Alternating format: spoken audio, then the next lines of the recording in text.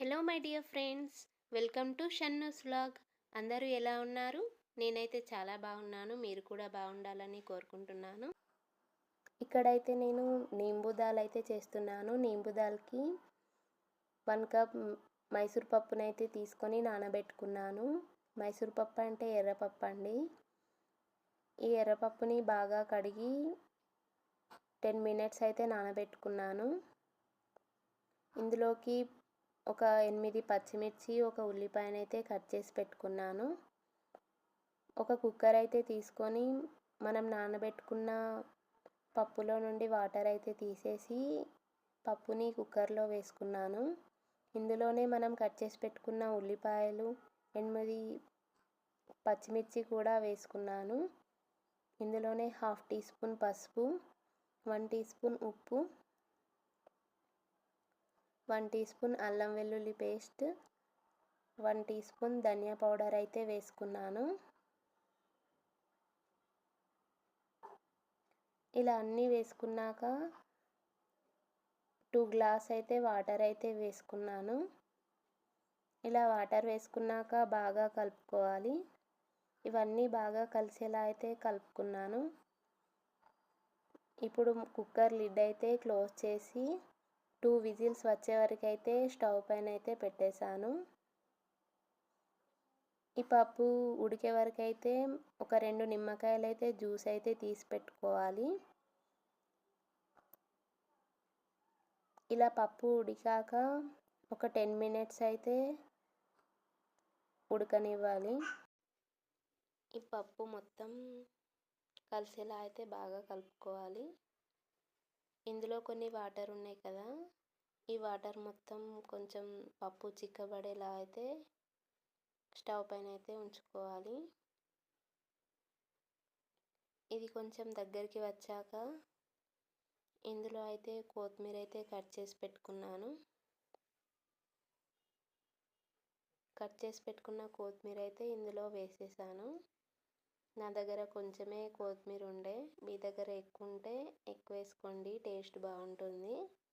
కొత్తిమీర వేసాక ఒక స్మాషర్ అయితే తీసుకొని ఇలా పప్పునైతే స్మాష్ చేసుకోవాలి. పప్పు మొత్తం పేస్ట్లా అయ్యేంత వరకు అయితే స్మాష్ చేసుకోకూడదు, మీడియంలా ఉండే వరకే స్మాష్ చేసుకోవాలి. స్టవ్ పైనే ఇలా ఒక 5 మినిట్స్ అయితే స్మాష్ చేసుకున్నాను. ఇప్పుడు మనం జ్యూస్ తీసి పెట్టుకున్న నిమ్మకాయ జ్యూస్ కూడా వేసుకున్నాను. ఇక్కడ 2 నిమ్మకాయ జ్యూస్ అయితే వేసుకున్నాను నేను. ఇందులో అయితే మనం రెడ్ చిల్లీ పౌడర్ అయితే యాడ్ చేయము, పచ్చిమిర్చి సరిపోతుంది. ఇది ఒకసారి బాగా కలుపుకొని పక్కకైతే పెట్టుకోవాలి. మనం పోపు వేయడానికైతే ఒక బౌల్ అయితే తీసుకున్నాను నేను. బౌల్ వేడయ్యాక 2 టేబుల్ స్పూన్ గీ అయితే వేసుకున్నాను. ఈ నెయ్యి మొత్తం కరిగేంత వరకు ఒక 4-5 వెల్లుల్లిపాయలు అయితే దంచి పెట్టుకున్నాను. ఇలా మనం కచ్చా పచ్చాగా దంచి పెట్టుకున్న వెల్లుల్లిపాయలని కూడా ఇందులో వేసేసాను. 1/2 టీ స్పూన్ జీలకర్ర, 1/2 టీ స్పూన్ ఆవాలు, ఒక 2-3 ఎండుమిర్చి కూడా ఇలా కట్ చేసి అయితే వేసుకోవాలి. ఇవైతే బాగా ఫ్రై చేసుకోవాలి. ఇలా కొంచెం ఫ్రై అయ్యాక కొంచెం కల్యమాకు కూడా వేసుకోవాలి. ఏ పోపులోకైనా కల్యమాకు అనేది చాలా బాగుంటుంది. కల్యమాకు కొంచెం క్రిస్పీలా అయిన తర్వాత మనం ఉడకబెట్టి పెట్టుకున్న పప్పునైతే ఇందులో అయితే వేసుకోవాలి. ఈ గీలో మొత్తం కలిసేంత వరకు అయితే ఈ పప్పునైతే కలుపుకోవాలి. ఒక 2 మినిట్స్ సిమ్లో అయితే ఉంచుకొని స్టవ్ అయితే ఆఫ్ చేసేసాను. అంతే అండి, నీంబు దాల్ అయితే రెడీ అయిపోయింది. ఇందులోకి కాంబినేషన్గా చపాతీలు అయితే చేస్తున్నాను. ఒక బౌల్ తీసుకొని 2 కప్స్ గోధుమ పిండి అయితే తీసుకున్నాను. ఇక్కడ నేను ఆశీర్వాద్ ఆటా అయితే తీసుకుంటున్నాను. 2 కప్స్ అంటే 1/2 కేజీ అవుతుంది పిండి. ఇందులోనే 1 టీ స్పూన్ ఉప్పు అయితే వేసుకున్నాను. ఒక టీ గ్లాస్ అన్ని గోరువెచ్చని పాలు అయితే వేసుకున్నాను. ఇలా పాలు వేసి కలుపుకోవడం వల్ల చపాతీలు అయితే బాగా స్మూత్గా ఉంటాయి. ఇవన్నీ బాగా మిక్స్ అయ్యేలా అయితే కలుపుకోవాలి.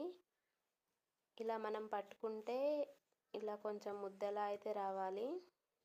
ఇప్పుడు కొన్ని వాటర్ అయితే వేసుకొని చపాతీలకి తగినట్టు పిండినైతే బాగా స్మూత్గా అయితే కలుపుకోవాలి. ఎప్పుడైనా చపాతీలకి పిండి గట్టిగా కలుపుకోకూడదు, కొంచెం మెత్తగానే కలుపుకోవాలి. ఇలా పిండి మొత్తం బాగా మిక్స్ అయ్యాక 1 టేబుల్ స్పూన్ ఆయిల్ అయితే వేసి ఈ ఆయిల్ మొత్తం కలిసేలా అయితే బాగా కలుపుకోవాలి. ఇలా కలిపి పెట్టుకున్న పిండిని హాఫ్ అన్ అవర్ అయితే పక్కకు పెట్టుకోవాలి. హాఫ్ అన్ అవర్ పక్కకు పెట్టుకోవడం వల్ల చపాతీలు అయితే బాగా మెత్తగా ఉంటాయి. యాక్చువల్గా నేను పరోటాలు చేద్దాం అనుకున్నాను, కానీ లాస్ట్కి చపాతీలు అయితే చేశాను.